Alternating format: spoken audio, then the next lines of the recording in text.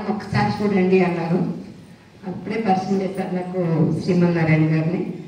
ఆయనతో మాట్లాడి ఒకసారి చూద్దాము చెప్పని నేను మన టీం విజయవాడ నుంచి హారిక గారు, ఏకాంతరావు గారు, తర్వాత సుశీల్ గారు అందరం కలిసి వచ్చాము అక్కడికి.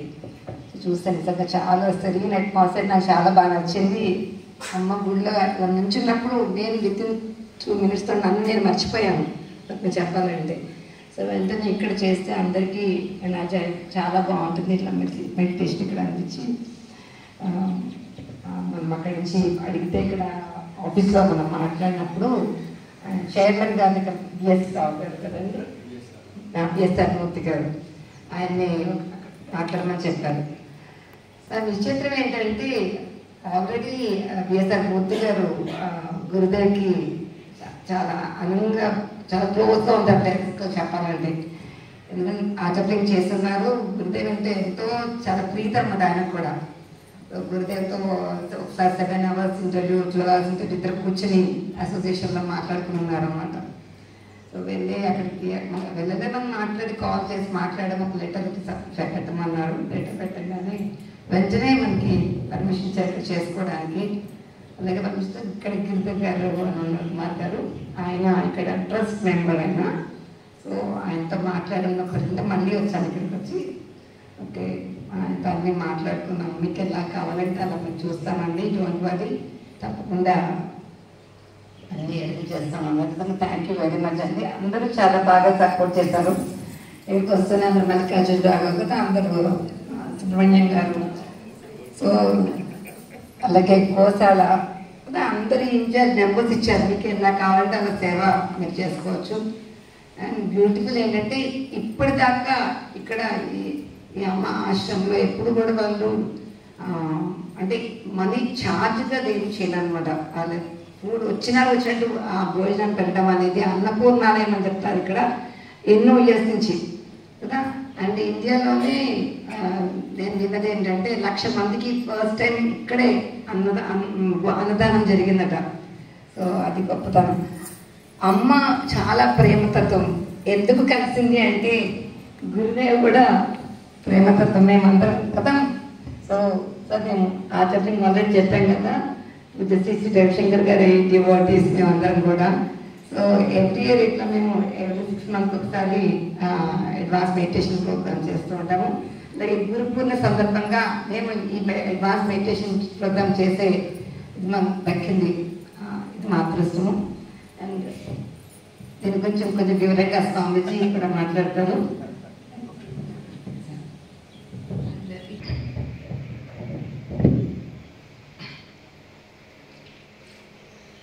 जय हो माता श्री अनसूया राजराजेश्वरी श्री परात्परी। जय हो माता श्री अनसूया राजराजेश्वरी श्री परात्परी। जय हो माता श्री अनसूया राजराजेश्वरी श्री परात्परी। जय हो माता श्री अनसूया राजराजेश्वरी श्री परात्परी।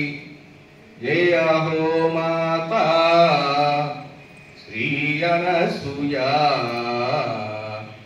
राजराजेश्वरी श्री परात्परी। శ్రీమాత్రే నమః.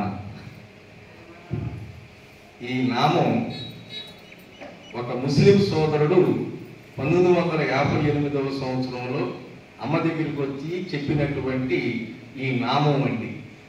ఒక ముస్లిం సోదరుడు, యువకుడు, అతని పేరు ఇమాం. అమ్మ యాక్సెప్ట్ చేశారు. అప్పటి నుంచి అంటే 1958, 42, 24, 66 సంవత్సరాల నుంచి ఈ నామం అఖండంగా ఈ స్థలంలో ప్రతిధ్వనించబడుతూ ఉంది. కొన్ని లక్షల కోట్ల నామం జరిగిందండి. పోతే ఈ జిల్లెలమూడి అనేటువంటిది గ్రామం పేరండి. అమ్మ పుట్టినటువంటి స్థలం 1923 మార్చి 28వ తారీఖు రుద్రోద్గారి సంవత్సరం ఆశ్లేష నక్షత్రం బుధవారం పొన్నూరు దగ్గర మన్నవ అనేటువంటి ఒక చిన్న గ్రామంలో అమ్మ యొక్క జననం జరిగిందండి. అమ్మ తల్లిదండ్రులు రంగాంబ గారు, సీతాపతి శర్మ గారు. 1936లో జిల్లెలమూడి పక్కన ఉన్నటువంటి ఒక రేటూరు గ్రామం బ్రహ్మాండం నాగేశ్వరరావు గారని అమ్మను వివాహం చేసుకున్నటువంటి వారు. ఇక్కడ అమ్మ అని పిలుస్తున్నాం కాబట్టి వారి నాన్నగారు అని పిలుస్తున్నాం మేము ఇక్కడ. 1936లో మే 5వ తారీఖున అమ్మ వివాహం జరిగిన తర్వాత ఆ బ్రహ్మాండం నాగేశ్వరరావు గారు ఈ జిల్లెలమూడి గ్రామానికి కరణంగా వచ్చారు. అప్పట్లో కరణాలు మున్సిపులు ఉన్నాయి కాబట్టి కరణం గారి భారీగా అమ్మ ఈ పుణ్యస్థలంపై అడుగుపెట్టారు. అప్పటి నుంచి అమ్మ ఎవరెవరకు ప్రేరణించారో మనకు తెలిసేది కాదు. కొంతమంది బిడ్డలు చీరాల నుంచి కొంతమంది వచ్చేవారు జిల్లెలమూడి అమ్మను చూస్తానికి. ఆ వచ్చినటువంటి వారికి తనే స్వయంగా అన్నం వండి పెట్టేవారు. విచిత్రం ఏమిటి అంటే మనం కాఫీ గ్లాసు, టీ గ్లాస్ ఏదైతే ఉంటుందో అంత బిర్యానీ ఎసట్లో పోస్తే అమ్మ దాదాపు 20 నుంచి 25 మందికి వచ్చేది. వారందరికీ తిన్న తర్వాత కానీ అర్థమయ్యేది కాదు. ఎందుకంటే ఎదురుగానే జరుగుతూ ఉంటుంది. చిన్న పాక కదండి, ఇప్పుడంటే బిల్డింగ్లు వచ్చినాయి. అమ్మ అక్కడ ఎదురుగానే కూర్చునేవారు. వచ్చిన వాళ్ళందరితో సంభాషణ చేస్తూ ఉండేవారు. ఆ కార్యక్రమాన్ని వండటం జరుగుతూ ఉండేది. ఇంత చిన్న కాఫీ గ్లాసుతో వండినటువంటి ఆ బియ్యం అన్నం 20-25 మందికి రావటమే కాకుండా ఈ స్థల ప్రభావం ఏంటి అంటే మనం మామూలుగా ఇంటి దగ్గర సుమారుగా ఒక 10 ముద్దలు భోంచేయగలిగితే ఇక్కడ 15 నుంచి 20 ముద్దలు భోంచేస్తాం. ఈ స్థల ప్రభావం అటువంటిది. అది అంతమందికి సరిపోయేది, ఇంకా మిగిలేది. ఆ తర్వాత ఈ సోదరులందరూ కలిసి అమ్మా ఇట్లా ఎంతకాలం అని మీరు సొంతంగా చేస్తారు, మనం ఇక్కడ ఒక వ్యవస్థను ఏర్పాటు చేద్దాం, మీరు పర్మిషన్ ఇస్తే అంటే అప్పుడు అమ్మ భర్తగారు అయినటువంటి నాగేశ్వరరావు గారు కూడా ఇది చక్కటి సలహా అని చెప్పి ఆ రోజున 1958 ఆగస్టు 15 నాడు అమ్మ అన్నపూర్ణాలయం అనే పేరు పెట్టి ఈ భోజనశాలను ప్రారంభం చేయటం జరిగింది. అంటే అప్పుడు గాడిపోయి అనేవారు. 58 అంటే చూడండి, ఇప్పటికి 66 సంవత్సరాలు. ఈ రోజుకి ఈ 66 సంవత్సరాలు కూడా ఒక్క రోజు కాదు, ఒక్క పూట కూడా ఆగల.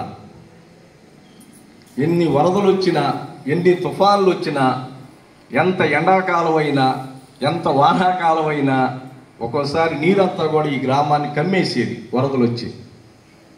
ఆ సమయంలో కూడా గ్రామస్తులందరూ అమ్మ దగ్గరకు వచ్చేసేవారు. అమ్మ ఆ సమయంలో కూడా వండి వడ్డన చేశారండి. ఒకసారి వరద వస్తే అమ్మ, నాన్న గంగా అంటే కూతురు వచ్చిందిరా, పసుపు కుంకుమ పెట్టి పంపించండి అంది. ఆ పసుపు కుంకుమ చీర జాకెట్టు ఆ వరదలో వేస్తే చక్కగా తను వెనక్కి వెళ్ళిపోయింది. అంటే అందరూ తన యొక్క సంతానం అనేటువంటిది అమ్మ యొక్క భావన. మాతృశ్రీ అని మాసపత్రిక ఉంటుంది ఇక్కడ. ఒకసారి ఎవరో అమ్మ దగ్గర, అమ్మ పత్రిక వచ్చిందంటే, పత్రిక కాదురా పుత్రిక అంది. అంటే భాషతో చాలా చక్కగా అమ్మ అడుగునేవారు. విచిత్రం ఏంటంటే అమ్మకి అక్షరాభ్యాసం జరగలేదండి. సాక్షాత్తు పరమేశ్వరికి ఎవరు అక్షరాభ్యాసం చేస్తారండి? ఒకసారి అమ్మ దగ్గరికి ఒక చిన్న పిల్లవాడిని అంటే అక్షరాభ్యాసం కోసం అమ్మ దగ్గరికి తీసుకొస్తారు.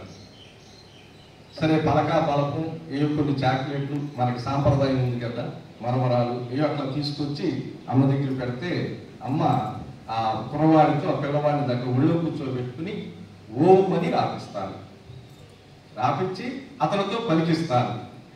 అంతవరకు ఇది అక్షరాభ్యాస కార్యక్రమం, ఇది మనం చేసుకునేటువంటిది. ఆ పిల్లవాడిని ఆ పలకా బలపం ఆ పిల్ల తల్లికి అప్పచెప్పి అమ్మ ఆ చాక్లెట్ ఉన్నటువంటి గిన్నె తీసుకుని ఆ పిల్లవాడికి ఒకటి నోటికి అందిస్తుంది తినమని.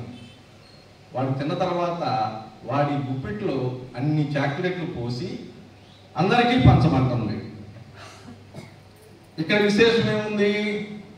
అమ్మ చెప్తారు, ఇది నిజమైన అక్షరాభ్యాసం నాన్న. ఆ పంచడం అనేది మనకి చిన్నప్పటి నుంచే నేర్పడం. ఇంకా తమాషాగా ఉంది, పంచని గాడికి ఉంచడం దేనికిరా. అట్లా చాలా చక్కగా చిన్న చిన్న పదాలతో మనకి అనేకమైనటువంటి సందేశాలు అమ్మ ఇచ్చారు. అమ్మను మీరు వివాహం ఎందుకు చేసుకున్నారమ్మా? సంసారానికి ఇవన్నీ అర్థం కదా ఆధ్యాత్మికంగా అని. ఇప్పుడు మనందరికీ ఉన్నటువంటి పెద్ద ప్రశ్న ఇదే కదా, పిల్లలు, సంసారం, భర్త. మన అమ్మ కూడా పెళ్లి చేసుకుంది కదా. దానికి చాలా చక్కగా చెప్పారండి అమ్మ, వివరణ ఇచ్చారు. అంటే మీకు తెలియదని కాదు, ఇక్కడ జరుగుతున్నటువంటి ఈ చరిత్ర మీకు తెలియచెప్పాలనే ఉద్దేశమే తప్పితే ఈ సబ్జెక్ట్ అంతా మీకు తెలిసిందే. అయితే ఒక్కొక్కరు ఒక్కొక్క భావంతో, ఒక భాషతో మనకు అర్థం అవ్వాలి కదా. అందరూ అవిద్యా స్వరూపిణి కదా, అందరూ విద్యావంతులే ఉన్నారు కదా. రెండూ నేనే అంది, మళ్ళా అజ్ఞానం నేనే, జ్ఞానం నేనే అంది. కాబట్టి ఆ చిన్నది తొలగించుకుంటే ఆ జ్ఞాన మార్గంలోకి వెళ్ళడానికే ఇదిగో ఈ ప్రయాస అంతా. కాబట్టి అమ్మ మరి మొట్టమొదటిగా రాగానే చెప్పే మాట ఏంటంటే, భోజనం చేసి వెళ్ళు నాన్న. ఇదేంటప్పుడు ఇంత బాధగా వచ్చావు, అన్నం తినమంటావంటే ఏమి అనేవారు కాదు. కానీ తను ఇవ్వదలుచుకున్నటువంటి అనుగ్రహం కానీ, ఆశీస్సులు కానీ, అనుభవం కానీ ఆ అన్నపూర్ణాలయంలో అన్నప్రసాదం ద్వారా కొన్ని వేల లక్షల మందికి ఇచ్చింది అమ్మ అనుభవాలు. ఎందుకంటే ఆకలికి ఇచ్చినటువంటి ప్రాధాన్యత అమ్మ దేనికి ఇవ్వలేదు. మనమైనంతేగా మన పిల్లలకి వాడు ఆకలితో ఉంటే ఊరుకుంటామా? నాన్న మేడం గారు చెప్పినట్లు 1,00,000 మంది భోజనం అంటే ఏంటంటేనండి, అమ్మ 1923లో జననం అయితే 1973కి 50 సంవత్సరాలు వస్తాయండి. అంటే స్వర్ణోత్సవం, గోల్డెన్ జూబిలీ అని మనం అనుకుంటాం కదా. ఈ కమిటీ సభ్యులందరూ వెళ్ళి, అమ్మ మీకు స్వర్ణోత్సవం చేస్తాం, ఏదైనా కోరుకో అమ్మ అంటారు. పాపం అంటే క్యాజువల్గా మాట్లాడతారు, ప్రేమతత్వం కదా తల్లి అంటే. అమ్మేమంటారంటే, నాకు కమిటీ సభ్యులు కాదురా, కమిటెడ్ మెంబర్స్ కావాలరా అనేవాడు.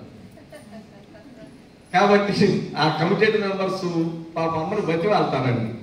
నాకేం కోరికలు ఉంటాయిరా అంటుంది. కాదమ్మ ఏదో వాళ్ళు అనుకున్నారు, ఏ చీరా జాకెట్ అడుగుతున్నారు అనుకున్నారు వాళ్ళు. సరే నాన్న, మీరు ఇంత బలవంతంగా అడుగుతున్నారు కదా, ఒకేసారి 1,00,000 మంది ఫోన్ చేస్తే చూడాలని ఉందిరా అంటుంది. ఎక్కడ సాధ్యం ఉండేది? ఒకే రోజు కాదండి, ఒకేసారి ఏకపంక్తి. 1973లో ఈ గ్రామానికి రోడ్డే లేదు. ఆ రోజు జిల్లాలో 3 జనాభా 500 మంది. 1,00,000 మంది ఎక్కడ వస్తారండి? 2, ఏ రవాణా సౌకర్యాలు లేవు, ఏ ఫోన్ సౌకర్యాలు లేవు, ఏమంటే ఏ ఫెసిలిటీ లేదు.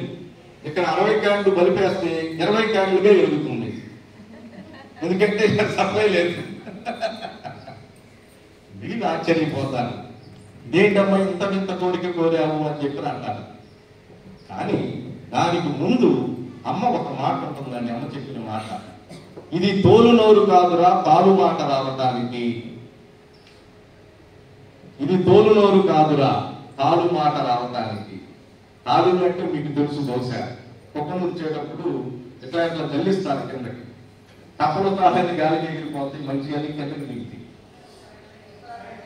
నువ్వే అన్నావు కదా అమ్మా, నీ నోటి మధ్య 1,00,000 అనే పదం వచ్చింది కదా, ఇది సిద్ధిస్తుంది, మాకు ఇప్పుడు దిశానిర్దేశం చెయ్యి అని ఒక సరళమైన స్వభావంలో వెళ్తే, అమ్మ ఒకరోజు ఒక నిర్ణయం చేసి ఈ జిల్లాలో 3 మహాపుణ్యక్షేత్రం అంతా కూడా తాటాకు పందిలు వేస్తారండి.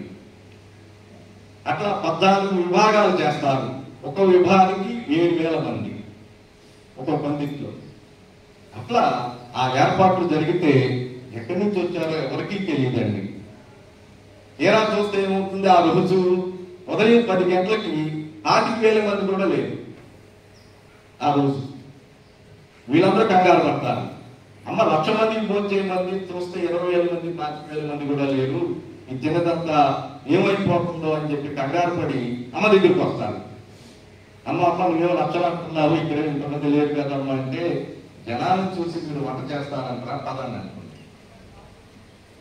తీరా చూస్తే ఒక ప్రవాహం లాగా వస్తాను.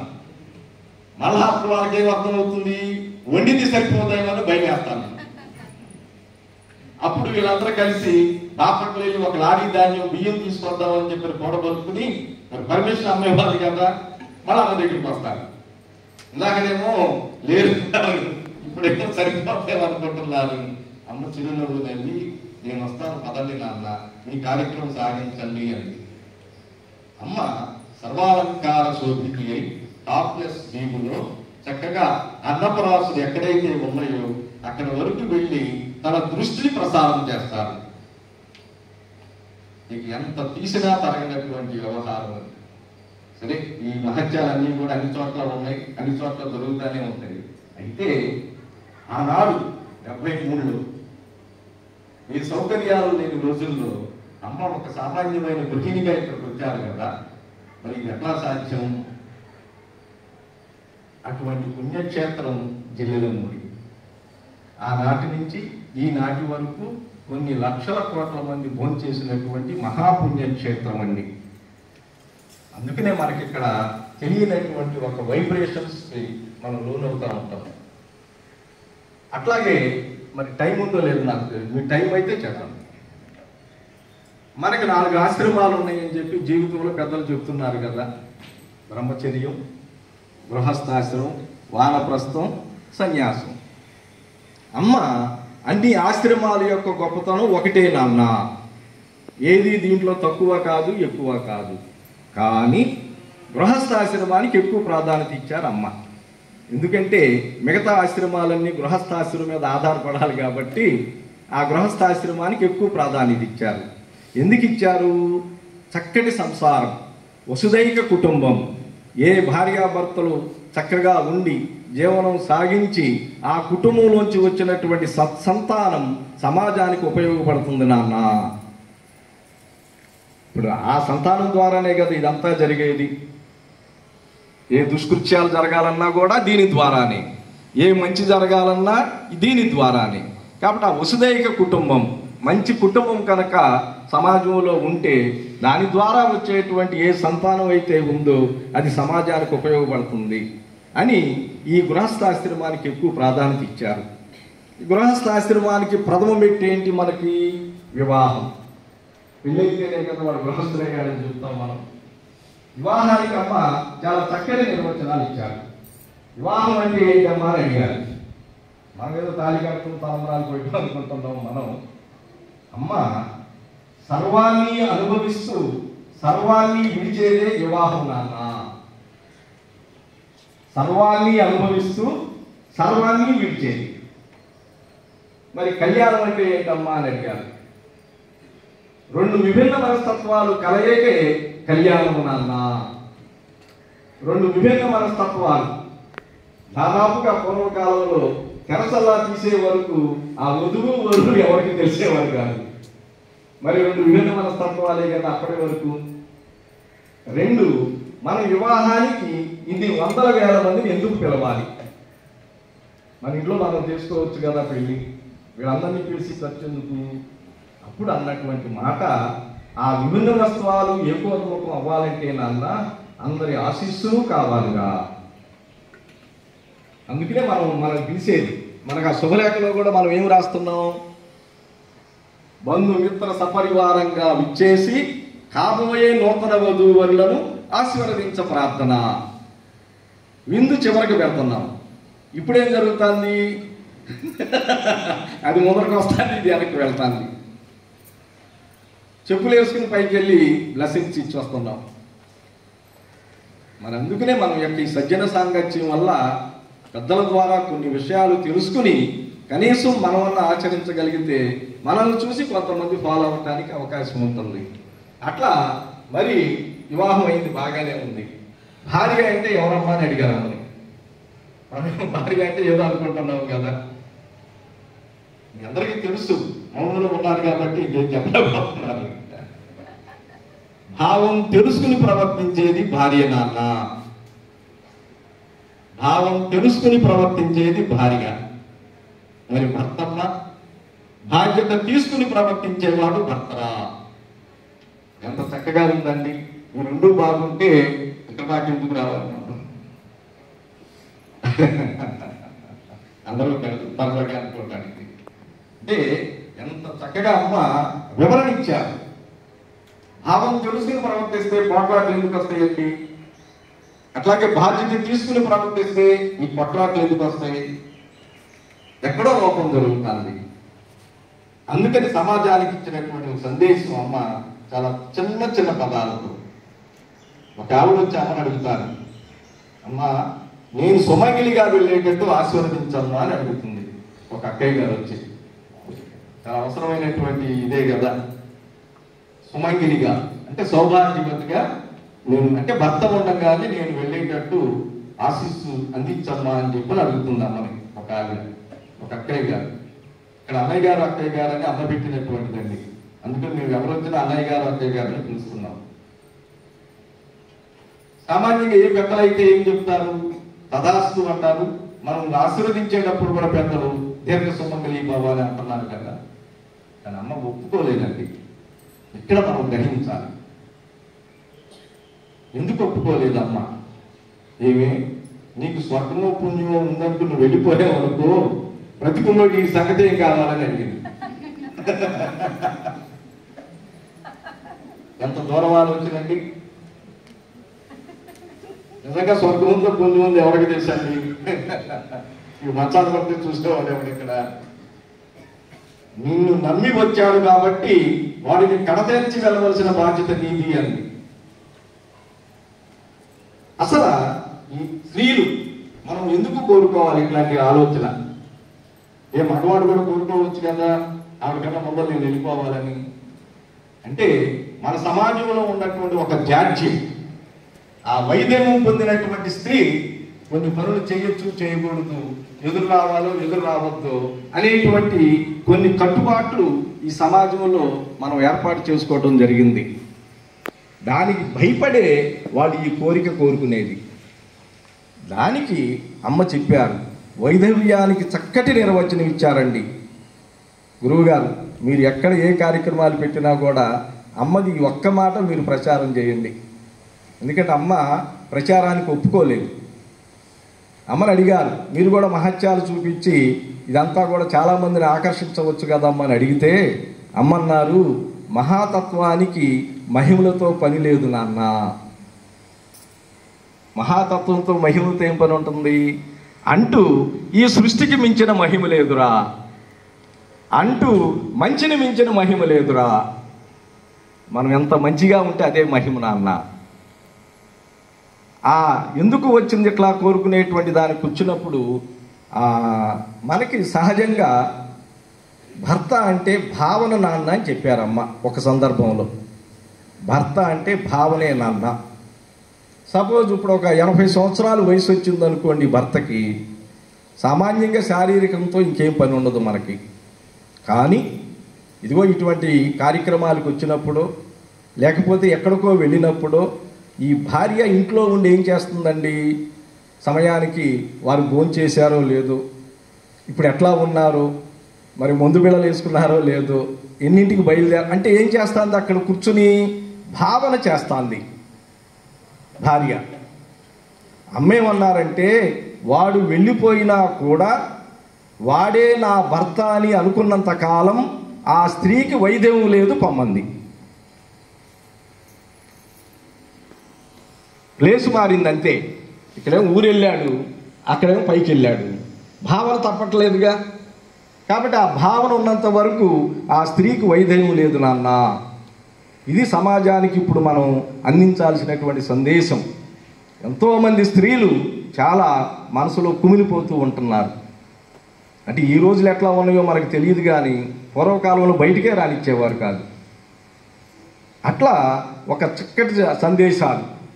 ఒక ఆవిడ అక్కయ్య గారు వచ్చి అమ్మని అడుగుతుంది, అమ్మ అందరిలో భగవంతుడు ఉన్నాడు, ఆత్మస్వరూపులని అంటున్నారు కదమ్మా, ఆ భావన నిలబడాలంటే నన్ను ఏ సాధన చేయమంటావు అని అడుగుతుంది. ఇప్పుడేగా ఇదంతా మనం దానికోసమే కదా, అంతా ఆత్మస్వరూపులమే కదా. కానీ ఎంతవరకు నిలబడుతుంది? తన దగ్గరకు వచ్చేటప్పటికి మనం ఎట్లా ఉంటున్నాం? కాబట్టి నాకు ఆ భావం నిలబడతలేదమ్మా, నాకు ఏ సాధన చేయమంటావు నన్ను అడుగుతుంది. చాలా పెద్ద ప్రశ్న కదా ఇది. అందరిలోనూ భగవంతుడు ఉన్నాడని అంటున్నాం, ఆ ఉన్నాడనే భావం నాలో కలగటానికి ఏ సాధన చెయ్యాలి? అమ్మ చెప్పారు, నాన్న ఒకటే ఇన్నిటిగా అయ్యిందిరా, ఇన్నిటిలో కాదు, ఇన్నిటిగా. Light difference, ఇన్నిటిలో ఇన్నిటిగా. ఏదైతే కనపడతా ఉందో ఇదంతా భగవత్ స్వరూపమే నాన్న. ఇక అప్పుడు ఎవరు పోట్లాడుకుంటాం మనం? ఇన్నిటిలో అంటే వాడు ఎక్కడున్నాడో పరిశోధన చేయాలి, ఇన్నిటిగా అంటే కనపడేదంతా దైవ స్వరూపమే. ఆ ఇన్నిటిగా ఉన్నటువంటి దాటులో ఒక్కటిగా చూడటానికే ఇదిగో ఈ సాధనంతా. దీనికోసం చెప్పాలంటే పెద్దలందరూ కనీసం 5-6 రోజులు చెప్పాలి, ఉన్నది అదే కాబట్టి. అడిగింది ఒక సామాన్య స్త్రీ, చెప్పవలసింది అమ్మ. వేదాంతం చెబితే ఎట్లా కుదురుతుంది? అమ్మని అడిగారు సరదాగా, వేదాంతం అంటే ఏంటమ్మా అంటే, చెప్పేవాడికి వినేవాడికి అర్థం కాందే వేదాంతం రాండి. సరదాగా చెప్పి గురువుగారు ఏమనుకోబాకండి, మీ ఎదురుగా ఏదో మాట్లాడుతున్నారు. సరే సరే. మరి వేదాంతం చెబితే కుదరదు, ఆవిడికి అర్థం అవ్వాలి. చాలా చక్కగా చెప్పినటువంటి ఒకే ఒక వాక్యం అమ్మ, ఏమీ లేదే, నీ కూతుర్ని కోడల్ని ఒకే రకంగా చూసుకో, అదే వస్తుంది పోవాలి. ఎవరు ఓపట్లా.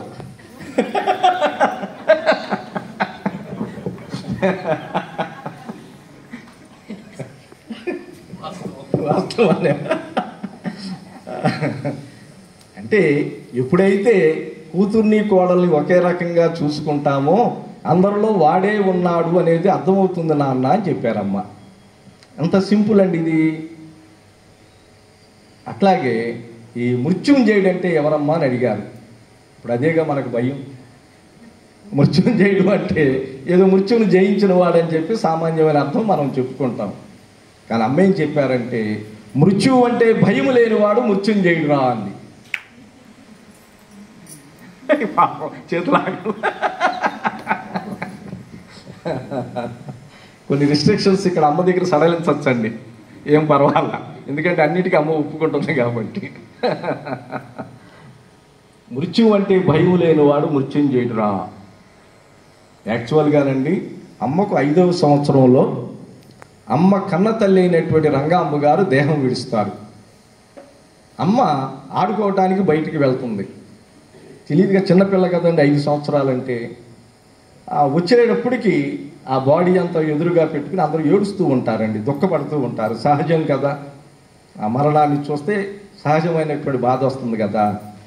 అమ్మ నాన్నగారి దగ్గరికి వెళ్ళి, అంటే అమ్మ తండ్రి గారి దగ్గరికి వెళ్ళి, నాన్నగారు ఎందుకు అందరూ ఏడుస్తున్నారు అని అడుగుతుంది ఈవిడ. మీ అమ్మ పోయింది కదమ్మా అంటారు ఆయన సామాన్యమైన భాషలో. అమ్మ పోవటం ఏంటి, అక్కడే ఉందిగా అంటుంది. బాడీ అక్కడే ఉందిగా. ఈలోపు ఏం జరుగుతుందంటే, అమ్మకు తాతగారు అవుతారు వరుస, చిదంబరావు గారు అని చెప్పని బాపట్లలో ప్రముఖ ప్లేడర్ ఆయన. అప్పట్లో ఆయన గుర్తిస్తారు అమ్మని చిన్న వయసులోనే. ఆయన అమ్మని ఎత్తుకుని పైకి తీసుకువెళ్తారు. ఆ సందర్భంలో అక్కడ వాళ్ళిద్దరికి సంభాషణ జరుగుతుందండి. అమ్మ అడుగుతుంది, ఏంటి తాతగారు వాళ్ళందరూ అట్లా ఏడుస్తున్నారు కూర్చుని అంటే, ఆయన చెప్తారు, మీ అమ్మ చచ్చిపోయిందమ్మా అంటాడు. సామాన్యమైన భాషగా ఇది, అంటే ఆ పిల్లకి అర్థం అవ్వాలని. చచ్చిపోవటం అంటే ఏంటండి అని అడుగుతుంది. ప్రాణం పోయిందమ్మా అంటారు. ప్రాణం పోవటం అంటే ఏంటండి, ఆగల, అసలు ఇది ఎక్కడి నుంచి వచ్చిందండి అని అడుగుతుంది. ఆయన క్యాజువల్గా దేవుడి దగ్గర నుంచి వచ్చిందమ్మా అంటాడు. అర్థం అవ్వాలంటే అదే కదా, ఉన్నది కూడా అదేగా, మనం అనుకునేది పైనుంచి వచ్చిందనేగా. మరి ఇప్పుడు ఎక్కడికి వెళ్ళిందండి, దేవుడి దగ్గరికి వెళ్ళిందమ్మా. అక్కడ ప్రశ్న వేస్తుంది, దేవుడి దగ్గర నుంచి వచ్చిన వస్తువు తిరిగి దేవుడి దగ్గరికే వెళతా ఉంటే మనందరూ ఏడవటం ఎందుకండి? ఇది కావాలి ఇప్పుడు అందరికీ. Celebrate life, celebrate death. Death is also a celebration. దేవుడి దగ్గర నుంచి వస్తువు అంతే కదా, మనం అనేది అదేగా. మరి ఎందుకు ఏడుస్తున్నాం? అదిగో ఆ మోహం, ఆ మోహ క్షయం కోసమే ఈ గురువులను ఆశ్రయించటం. అమ్మ మౌనం అంటే ఏంటమ్మా అని అడిగారు. ఎందుకంటే ఇప్పుడు అన్నీ వస్తాయి సహజంగా. ఎంత అవసరమో అంత మాట్లాడటమే మౌనము నాన్న. ఎంత అవసరమో అంత మాట్లాడటమే మౌనము నాన్న. ధ్యాసే ధ్యానమురా, సాధ్యమైందే సాధన నాన్న, తపనే తపస్సురా. పరమ వేదాంత సారాన్నంతా కూడా మనకు అర్థం కాని భాషలో ఈ శ్లోకాలన్నీ అధ్యయనం చేస్తే ఏంటేంటో కూడా మనకి, మీకని కాదు మాబోటి వాళ్ళకి అర్థం కానటువంటి ఒక చిన్న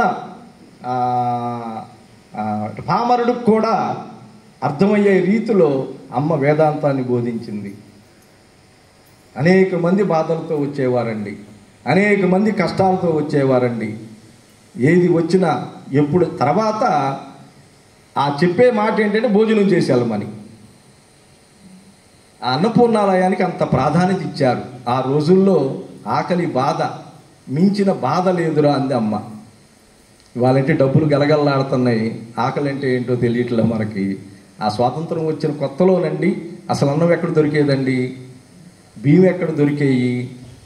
అమ్మ చాలా చక్కటి సిద్ధాంతాన్ని ఈ గ్రామంలో ఏర్పాటు చేసింది. ఈ దేశం మొత్తం చేయొచ్చు ఇది. జిల్లెలమూడిలో గుప్పుడు బియ్యం పథకం పెట్టిందండి అమ్మ. అంటే ఏంటంటే ప్రతి స్త్రీ ఎసట్లో బియ్యం పోసేటప్పుడు, అన్నం వండుకుంటారు కదా పూర్వకాలంలో కట్టెల పొయ్యి మీద, ఆ ఎసట్లో బియ్యం పోసేటప్పుడు ఒక గుప్పిడి తీసి ప్రక్కన పెట్టమంది ప్రతిసారి.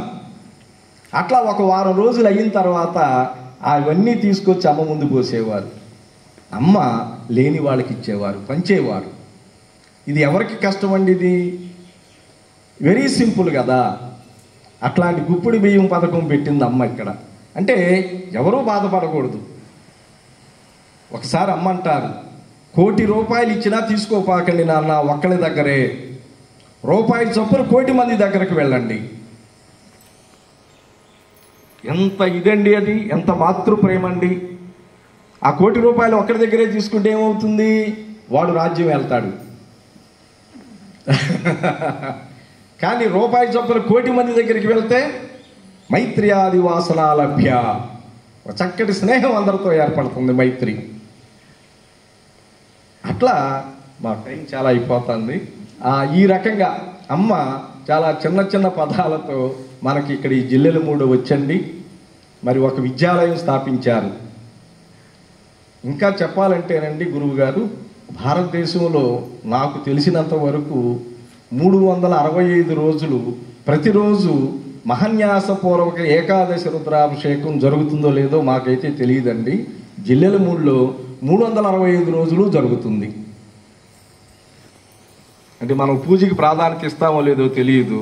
భక్తికి పరాకాష్ట పూజ అని చెప్పిందమ్మ. ప్రేమ పూజ అంటే మొదటి మెట్లో మీరందరూ దాటి వచ్చేసారనుకోండి, మా పొట్టోళ్ళకి కావాలి కదా.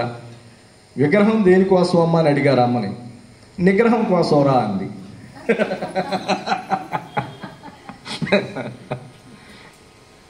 ఏదో ఒక ఆచ్ఛాదన లేనిదే మనం ఎట్లా చేస్తామండి.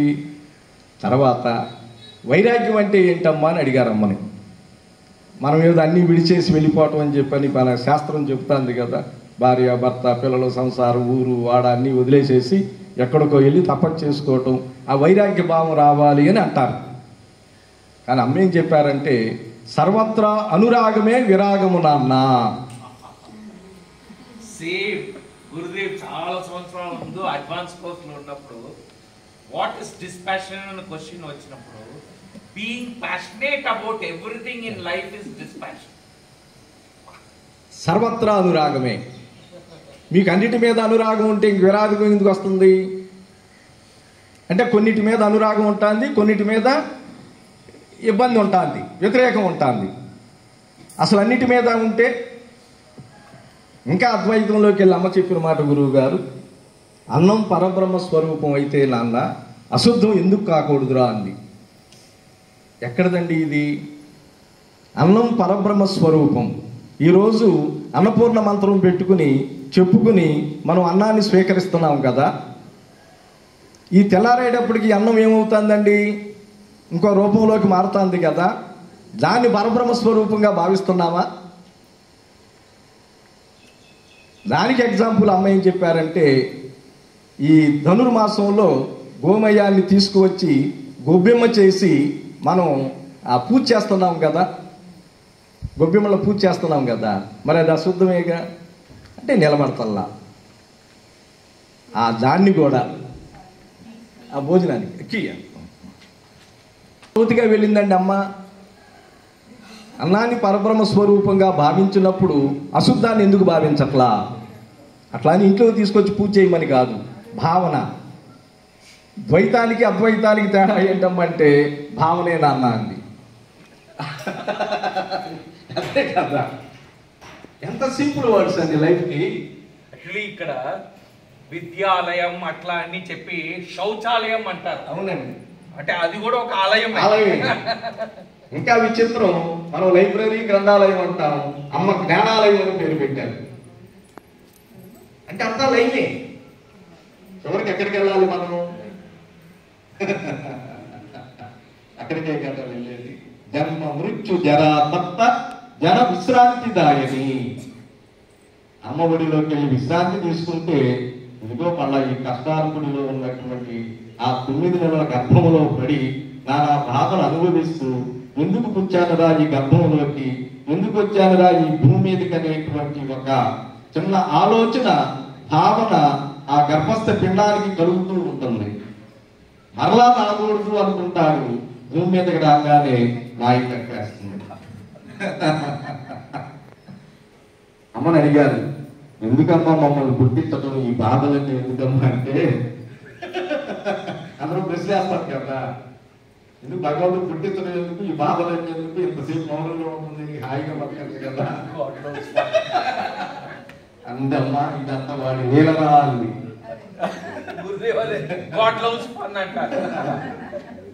సరే నీ లీల కోసం బొమ్మను బాధపడుతుంది కమ్మా అంటే జన్మ వచ్చిన తర్వాత అండి ఎట్లా బ్రతికితే మనం హాయిగా ఉంటామో మార్గాలు చూపించారు. ఆ మార్గాల్లో ప్రయాణం చేయితే ఇగో ఈ తిప్పలని. అందుకని అమ్మంటారు, ఇష్టమైతే కష్టం ఉండదు నాన్న. మీరు ఇక్కడికి వచ్చారు, ఎంతో ఇష్టమైతేనే కదా ఏదైనా కష్టం అనేది అనిపించట్లేదు. ఇంకో చిన్న విషయం ఏమిటంటే, ఒకసారి భగవాన్ సత్యసాయిబాబా వారి దగ్గర ఒక స్టేట్ నుంచి చాలా మంది డివోటీస్ పుట్టపర్తి వెళ్ళారంటండి. వెళ్తే ఆర్గనైజర్ ఎవరైతే ఉంటారో వారు ఆ స్వామికి దగ్గరగా ఉండే వాళ్ళకి తెలియపరిస్తే అప్పుడు నిజంగా స్వామి బయటికి రావాల్సిన సమయం కాదు. కానీ వెళ్ళి స్వామి చాలామంది కొత్త వాళ్ళు వచ్చారండి మీ యొక్క దర్శనం కోసం అని చెప్తారు ఆయనతో. స్వామి అంటారు, బంగారు నీకురా కొత్త వాళ్ళు, నాకు పాత వాళ్ళేరా అండి అన్నారు ఆయన. భగవంతుడికి అందరూ పాత వాళ్ళమే కదండి. కాబట్టి అమ్మకి ఇప్పుడు మీరు కొత్త వాళ్ళని మీరు అనుకుంటున్నారు. అమ్మ దృష్టిలో మనందరం ఉండబట్టే ఇదిగో ఈ జిల్లెలమూడి మహాపుణ్యక్షేత్రానికి వచ్చి ఈ రకంగా మనం సాధనా ప్రక్రియలో చక్కగా ప్రశాంతంగా, అమ్మవారి దయ కదండి ఇది, వరుణుడు చక్కగా కరుణించి చల్లటి వాతావరణాన్ని కురిపించి మనకి ఇగో ఈ కార్యక్రమాన్ని నెరవేర్చుకోవడానికి మరి మా విశ్వజననీ పరిషత్ ట్రస్టులు మంచి అవకాశాన్ని అందించినందుకు అమ్మవారికి మీకు శుభాశీస్సులు కలగాలని కోరుకుంటూ, అమ్మా స్థిరో భవ వరదో భవ సుముఖో భవ సుప్రసన్నో భవ, అమ్మా స్థిరో భవ వరదో భవ సుముఖో భవ సుప్రసన్నో భవ, అమ్మా స్థిరో భవ. అతి నిర్మలంబైన సువిశాలంబైన, అతి నిర్మలంబైన సువిశాలంబైన హృదయ మందిరమందు అమ్మా స్థిరో భవ. కోరికలు కోరేటి కోరికే లేనట్టి, కోరికలు కోరేంటి కోరికే లేనట్టి మనసుండు నటులా వరదో భవా అమ్మా స్థిరో భవా వరదో భవా సుముఖో భవా సుప్రసన్నో భవా. అమ్మకు 9 సంవత్సరాల ప్రాయంలో 9 సంవత్సరాలండి అమ్మకు బామ్మగారు అని చెప్పి మరిడమ్మ గారని ఉంటారు. ఆ ఊరికి వాసదాస స్వామి వారని చెప్పి ఒక పురాణ ప్రవచకులు వస్తారండి, పెద్దలు పండితులు. ఆ కార్యక్రమం అంతా అయిపోతుంది. అమ్మను కూడా తీసుకెళ్తారు ఆ మరిడమ్మ గారు ఆ కార్యక్రమానికి. 9 ఏళ్ళు పిల్లండి. అందరికీ ఆ కార్యక్రమం అంతా అయిపోయిన తర్వాత పెద్ద ఆయనకి స్వామీజీకి నమస్కారం పెట్టుకుని వెళ్తా ఉంటే ఆయన ఏదో అక్కడ దగ్గర ఉన్నటువంటి పండుకాయ ఇస్తున్నారు.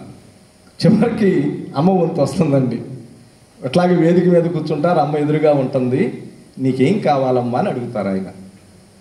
పిల్లలు ఏం అడుగుతారండి? ఏదో కాయో పండు అడుగుతారు. కానీ విచిత్రం అండి, ఎక్కడా దొరకనటువంటిది ఒక ఆన్సర్. స్వామి, ఫలానాది కావాలి అనేటువంటి ఒక కోరిక ఉంటుంది కదా, ఆ కోరిక లేని స్థితిని ఇవ్వగలిగితే ఇవ్వండి అంటుంది. ఎక్కడి మాట అండి ఇది? అసలు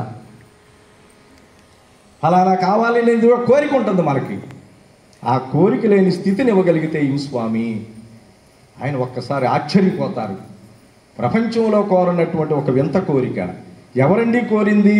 at the age of 9 years ఓ గర్ల్ ఎవిక్కిని వేదికి దిగి వస్తారు.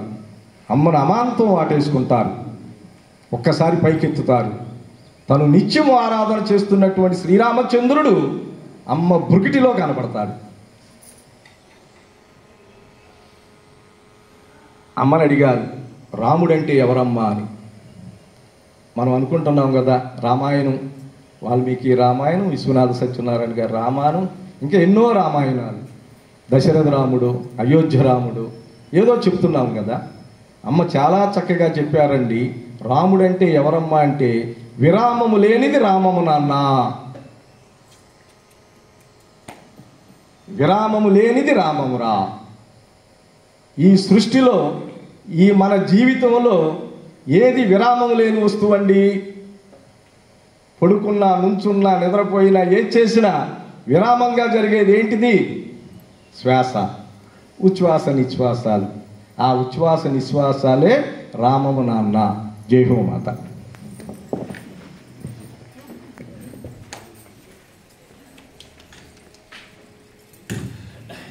Thank you so much Srimannarayana గారు. ఈ 4 రోజులు కూడా మేము ఎవ్రీ మూమెంట్ ఎంతో కృతజ్ఞతాభావంతో చాలా బాగా ఎంజాయ్ చేసాం. అమ్మ సన్నిధిలో మీరు ఏదైనా మనం దానం చేసామంటే అనుదానం మాత్రమే ఇంకా చాలు అని అనిపించేది. సో అలాంటి మనం ఎప్పుడో డొక్కా సీతమ్మ గారి పేరు మనం చిన్నప్పుడు చదువుకున్నప్పుడు వినేవారు. ఆ డొక్కా సీతమ్మ గారు ఒకరోజు రాత్రి ఆవిడ ఆ మొత్తం ఉన్నదంతా ఆస్తి అయిపోయింది. ఇంకా నెక్స్ట్ డే మార్నింగ్ ఆవిడ తినడానికి కూడా లేదు.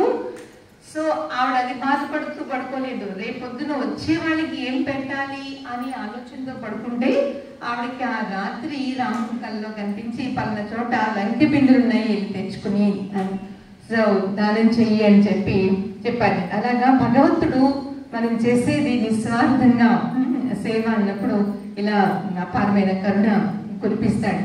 సో గురుదేవు మనందరికీ ధ్యానం చేసుకోవడానికి ఇక్కడికి ఎందుకు పంపించారో తెలియదు. పర్పస్ మీకు అమ్మకి గురుదేవ్కి కనెక్షన్. సో చాలా బాగా వివరించారు శ్రీమనారాయణ గారు అమ్మ చరిత్ర. Thank you so much Srimannarayana గారు. అలాగే స్వామీజీ కూడా 2 విషయాలు చెప్తారు. మీ కింద మీ ఫుడ్ సెక్షన్ లో టైం అయిపోయింది కదా, స్వామీజీ టైం అయిపోయిందంట. జస్ట్ మీరు 1 నిమిషం వదిలి బాగా వదిలేస్తే శ్రీమనారాయణ గారు అలాగే ఫర్దర్ గా ఇక్కడ ఉన్న స్కూల్స్ కాలేజెస్ లో కూడా చిల్డ్రన్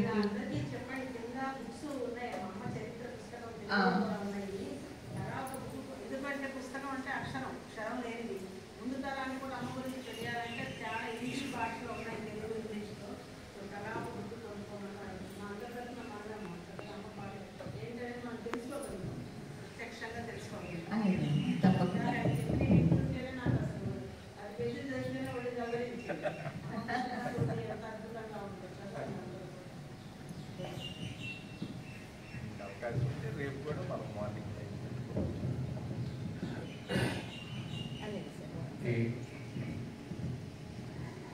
పుణ్యక్షేత్రంలో రావటము,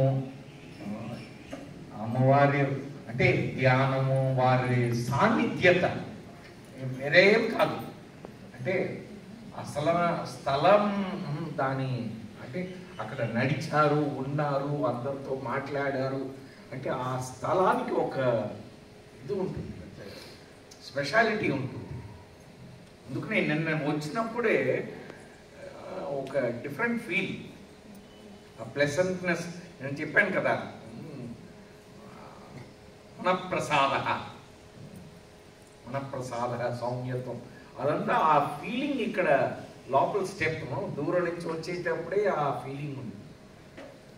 అండ్ ఇంతమంది ధ్యానం చేసి అందరూ వచ్చి వెళ్ళిన ఆ స్థలం, అది ప్రేమ మూలభూతమైనదంటే దట్ లవ్, అన్కండిషనల్ లవ్, ఎటువంటి కండిషన్ లేని ఆ ప్రేమ, ఆ జ్ఞానము, ఎంత అద్భుతమైన సింపుల్. మీరు డెత్ ప్రాసెస్ అంతా చేశారు, అదే వాళ్ళు గురుదేవస్. సో అంటే అది చెప్పడం, ఇంకోటి make you getting that experience of that is what Gurudev's blessed us with.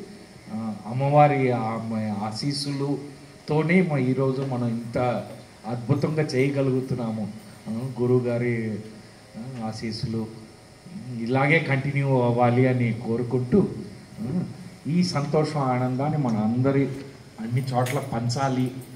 వారి ఏం లేదు, అంతే ఉన్నది ఇతరులకి పంచాలన్నదే. పేరు కూడా అనసూయ, నిన్న షేర్ చేస్తున్నా. అసూయ అంటే తెలుగులో ఇదేంటంటే అది జనరల్గా. సంస్కృతంలో అసూయ అంటే దోషం చూసే ప్రవృత్తి, దోషం లేని ఇదే దోషం చూసే ప్రవృత్తి లేని వారు ఎవరైతే వారు అనసూయ. కృష్ణ పరమాత్ముడు అర్జునుడికి అది చెప్తుంటాడు. చాలా అద్భుతమైన, అంటే ఆ పేరులోనే ఆ ఇది ఉంది. అండ్ ఆమె అలాగే జీవనం అంతా చాలా సంతోషం, ఆనందంగా ఉంది. మళ్ళా ఇక్కడ మెడిటేషన్ మన ప్రోగ్రామ్స్ జరగాలి. ఇక్కడ కూడా అదే స్టూడెంట్స్ మన ఓరియంటల్ కాలేజ్ చాలా సంతోషం. ఎందుకంటే ఓరియంటల్ కాలేజ్ ఈవెన్ టీటీడీలో కూడా ప్రశ్నార్థకరం అయిపోతే ఇక్కడ ఒక ఓరియంటల్ కాలేజ్ సంస్కృతంలో తెలుగు ఈ రోజే NAC B++ గ్రేడ్ వచ్చింది. Beautiful, congratulations. అది చాలా మంచిది. You like to associate more.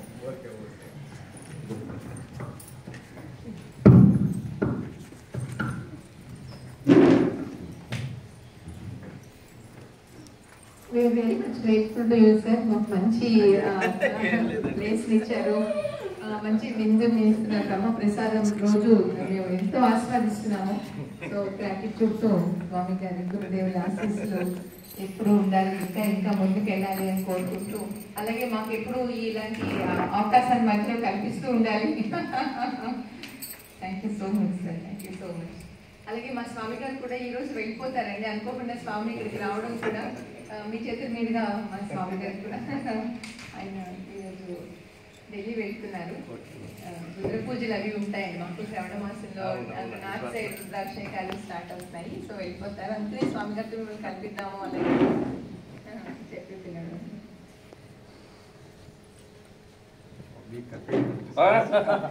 అది ఆ కనెక్షన్ అది ఉంది.